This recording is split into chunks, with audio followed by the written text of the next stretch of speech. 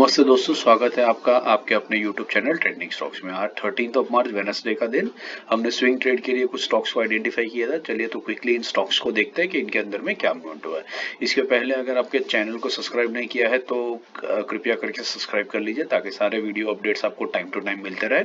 और अगर आपको चैनल पसंद आ रही है, वीडियोस पसंद आ रहे हैं, कंटेंट पसंद आ रहा है तो अपने दोस्तों के साथ इसको शेयर ज़रूर कीजिएगा और वीडियोस को लाइक भी करते रहिएगा। आज जो हमने पहला स्टॉक आइडेंटिफाई करके रखा था वो था एंजल वन।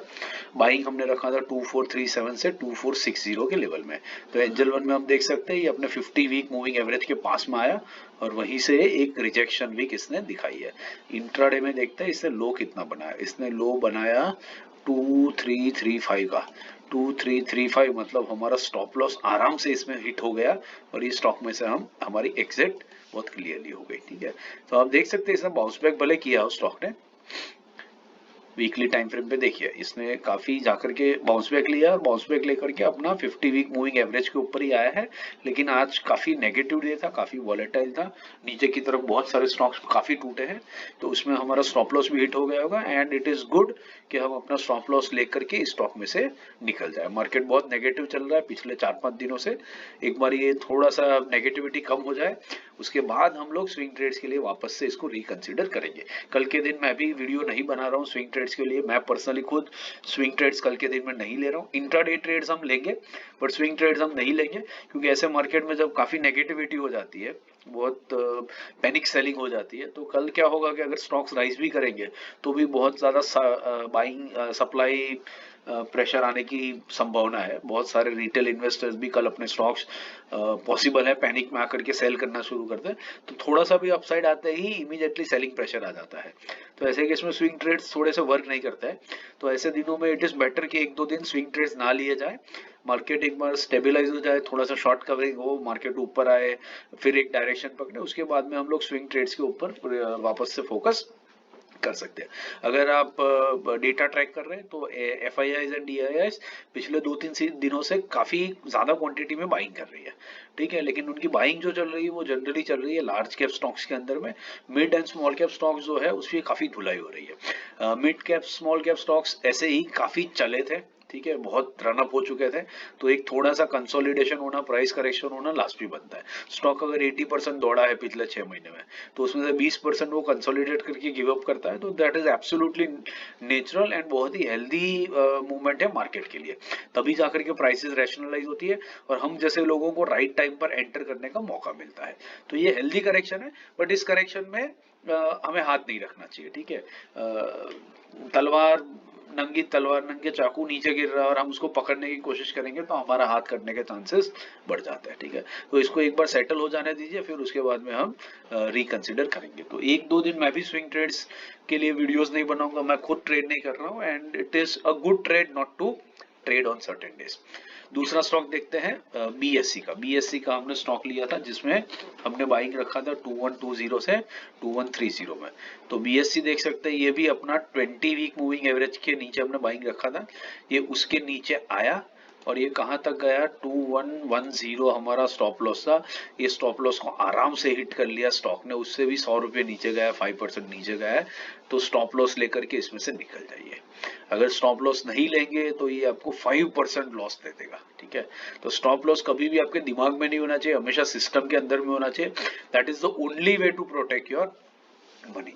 वरना आपने पिछले 3-4 दिनों में जितना भी 1-2% करके कमाया है, वो एक ही स्टॉक आपका एक दिन में ही पूरा का पूरा साफ करके चला जाएगा। ठीक है, तो स्टॉप लॉस हमेशा सिस्टम में रखिएगा और वहीं से उसको इमीडिएटली बुक कर लीजिए, क्योंकि कई दिन मार्केट में ऐसे आएंगे जब मार्केट बहुत ही नेगेटिव रहेगी। कैनफिन होम्स का स्टॉक था हमारा 736 से 740 की बाइंग रेंज थी हमारी। देखते हैं ये स्टॉक कहां तक गया।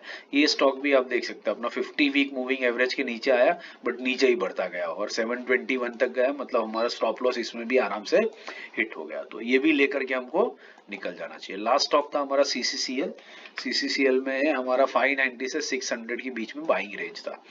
तो ये स्टॉक 590 तक गया है। देखिए हमारा बाइंग रेंज था 590 का, तो 590 तक गया है और मैंने आपको कहा था कि जो भी आपका एंट्री पॉइंट है वहां से 5 रुपीज नीचे इसका स्टॉप लॉस लगाइएगा। तो अगर आपने थोड़ा सा जल्दबाजी में अगर इसको एंटर कर लिया होता तो आपका स्टॉप लॉस लग जाता, बट अगर आप डे एंड तक वेट करते हैं, लेट्स सी ये क्या बताता है। तो डे एंड तक वेट करते हैं तो देखिए ये अगेन यहाँ पर भी 585 तक तो जाकर के भी आया है। तो 590 पे भी अगर आपने बाई किया होता तो आपका स्टॉप लॉस यहाँ पर भी लग जाता। तो ये स्टॉक भी ठीक है अगर आपने मार्केट एंड पर क्लोजिंग पर लिया होता, लेकिन उसके चांसेस बहुत कम है क्योंकि मार्केट जब इतनी गिरती है 5-6% हर दूसरा स्टॉक गिर रहा है तब बाइंग करने की हिम्मत भी नहीं होती है। तो अगर डे एंड पर भी आपने हिम्मत नहीं करी होती तो that is also absolutely understandable, कोई दिक्कत नहीं है उसके अंदर में। But then fine, it was a bad day. आज के दिन में स्विंग ट्रेड्स हमारे कोई भी वर्क नहीं किए, ऑलमोस्ट चारों के चारों में स्टॉप लॉस हिट हुआ है। बट उसी के सामने हमने दूसरे वीडियो में देखा इंट्राडे ट्रेड्स, जो भी हमने इंट्राडे ट्रेड्स लिए थे वो चारों के चारों ट्रेड्स हमें कम से कम 5 से 6% का इंट्राडे में रिटर्न दे चुके हैं।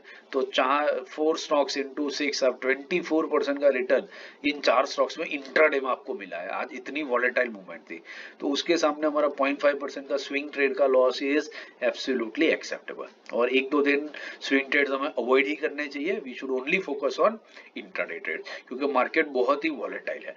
जब ये मार्केट में शॉर्ट कवरिंग आएगी, ये ऊपर की तरफ मूव करना शुरू ही करेगा तो ये इतना ही वॉलेटाइल तरीके से ऊपर की तरफ भी मूव करेगा।